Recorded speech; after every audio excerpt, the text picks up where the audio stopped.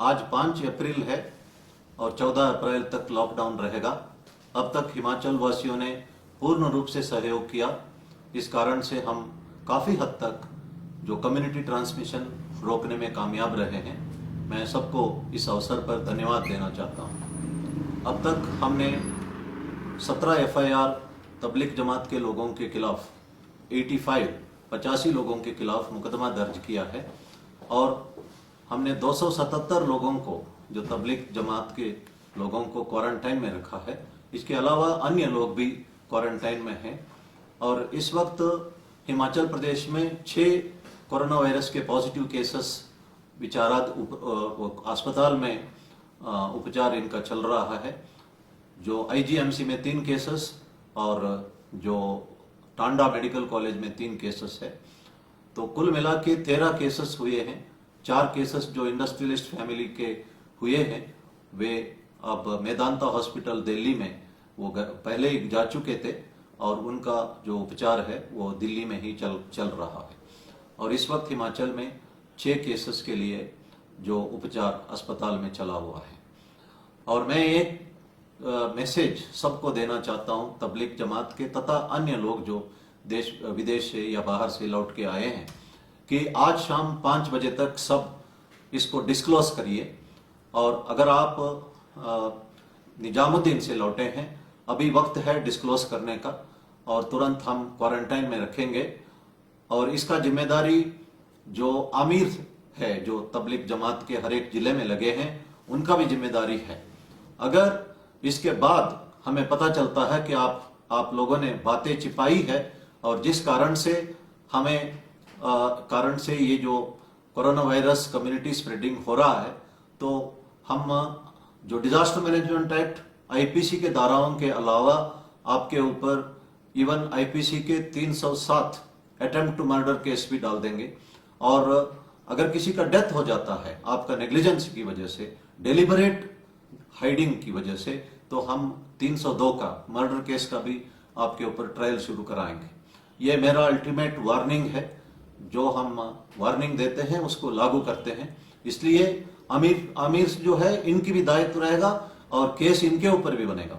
इसलिए आज शाम तक सब लोग इसका फैक्ट्स डिस्क्लोज करिए।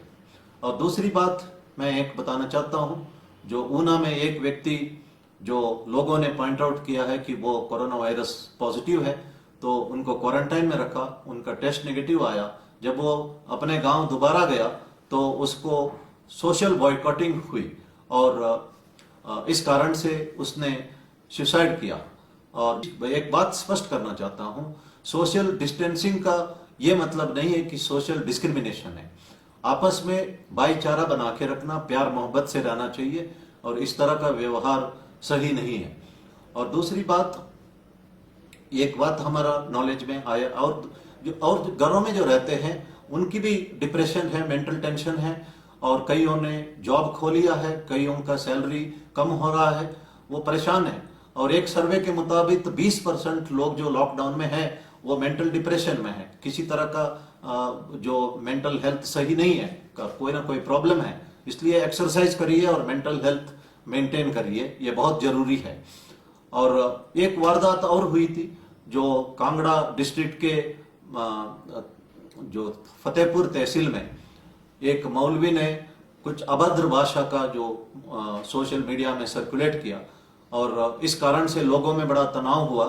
और इसको मद्देनजर रखते हमको राइट कंट्रोल इक्विपमेंट के साथ एक रिजर्व रात को भेजना पड़ा और हमने मौलवी के खिलाफ FIR दर्ज करके मौलवी को गिरफ्तार किया।